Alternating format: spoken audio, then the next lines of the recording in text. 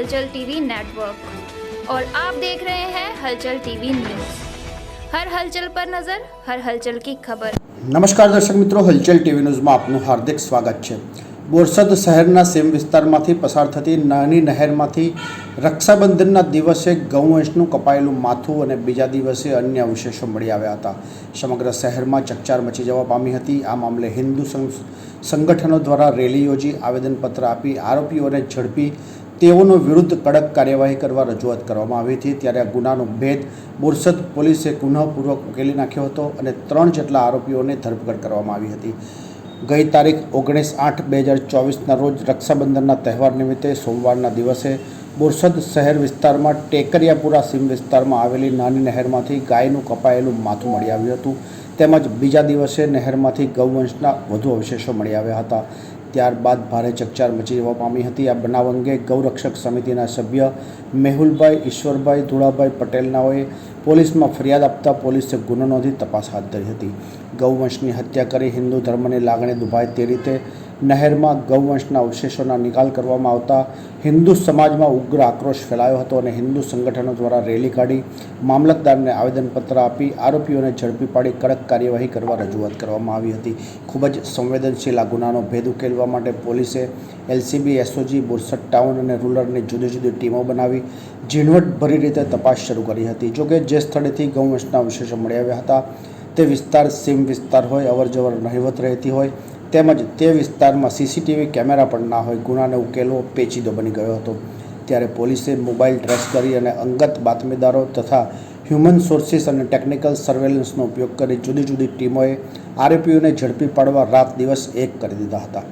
પોલીસે તમામ પાસાઓને તપાસ કરી બાતમીદારો અને મોબાઈલ ટ્રેક રેકોર્ડના આધારે 3 આરોપીઓને ઝડપી પાડ્યા હતા, જેમાં રમેશભાઈ ઉર્ફે રાધા ઉર્ફે લાલો સામંતભાઈ ઠાકોર રહેવાસી બોરસદ કે જેણે ગાય ખરીદી કરી કટિંગ કરવા વેચાણ આપી હતી તથા ગોવિંદભાઈ ઉર્ફે મુકેશભાઈ અરવિંદભાઈ આશાભાઈ પટેલ રહેવાસી નારણપુરા ખટનાળ કે જેણે આ ગાય કતલખાને મોકલવાના ઈરાદે આરોપી રમેશભાઈને વેચાણ આપી હતી તથા મોહમ્મદ વાસીમ મંસૂર મિયા ઇજોદ્દીન મલિક રહેવાસી બોરસદના આ ગાય આરોપી રમેશ પાસેથી કટિંગ કરી તેના માંસનો નિયાજ કરવા માટે અન્ય નહીં પકડાયેલા આરોપીઓની સાથે મળી વેચાણ રાખેલી હતી, જે 3 આરોપીઓને અટક કરી કાયદેસરની કાર્યવાહી હાથ ધરવામાં આવી છે। ગત રક્ષાબંધનના દિવસે બોરસદ ટાઉનમાં જે પાણીની નહેર હતી તેમાં એક ગાયનું માથું કપાયેલું મળી આવેલું। તેના આધારે મેહુલભાઈ પટેલની ફરિયાદ લઈ અને પોલીસે તપાસ શરૂ કરેલી। બીજા દિવસે એ જ વિસ્તારમાંથી એ જ ગાયનો પાછળનો પાર્ટ મળી આવેલો। તે અનુસંધાને કોઈ લોકલ વ્યક્તિ અથવા બહારના વ્યક્તિ ઉપર આ પ્રકારનો પોલીસને શંકા હતી, જેથી બોરસદ ટાઉનના અધિકારી અને તેમની એક ટીમે સર્વેલન્સની મદદથી, ટેકનિકલ સર્વેલન્સની મદદથી બહુ ઝીણવટભરી તપાસ કરેલી અને તેના આધારે હાલમાં અમારી પાસે 3 આરોપીઓ પકડાયા છે, જેમાં આરોપી ગોવિંદભાઈ છે જેણે ગાય વેચવામાં મદદ કરેલી અને રમેશભાઈ ઉર્ફે રાધા જેણે ગાય ખરીદી અને એક દલાલ મારફતે ગાય વેચી હતી। જેમને વેચી છે એ બંને વ્યક્તિઓ અને એમણે જેણે જે જગ્યાએ કટ કરી છે અને તેનો ઉપયોગ કર્યો છે તે દિશામાં હજુ તપાસ ચાલુ છે। એ બંને આરોપીઓ હાલમાં નાસી ગયેલા છે। પોલીસે હાલમાં કુલ 5 આરોપીઓ સમગ્ર બનાવમાં ડિટેક્ટ કર્યા છે। આ સિવાય બી જો કોઈનો રોલ હશે તો તેમને આ ગુનામાં અટક કરવામાં આવશે। સાહેબ, કોઈ ધાર્મિક લાગણી દુભાવવા માટે કૃત્ય કર્યું હોય એવું?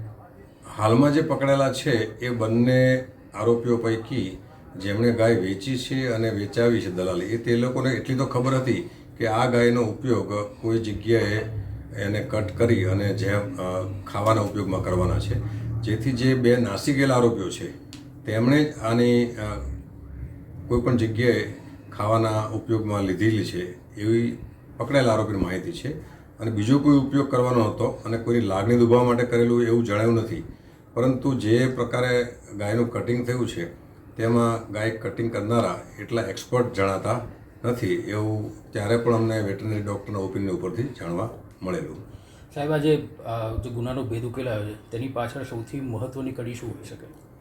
સૌથી મહત્ત્વની કડી અમારા જે સિંધવ છે પીઆઈ, એમણે એક ટીમ બનાવી હતી જે બિલકુલ ગુપ્ત રીતે અમુક મોબાઈલ નંબરના જે ટેકનિકલ સર્વેલન્સ આવતું હોય છે એની મદદથી અમે લોકોએ ટ્રેસ કર્યા હતા અને ટ્રેસ કરતાં અમને આખી લિંક મળી. એમાંથી એક અમને સારી ઇન્ફોર્મેશન મળી કે જે કડીના આધારે અમે મોબાઈલના જે સેલ ડમ્પ લીધા હતા એની આધારે અમુક નંબર મળ્યા અને એમાંથી આખી એમણે બહુ કુનેપૂર્વક આખો ભેદ ઉકેલાયો છે અને બહુ એપ્રિશિએબલ કામગીરી અમારી પોલીસે કરી છે. ये है हलचल टीवी नेटवर्क और आप देख रहे हैं हलचल टीवी न्यूज़. हर हलचल पर नज़र, हर हलचल की खबर.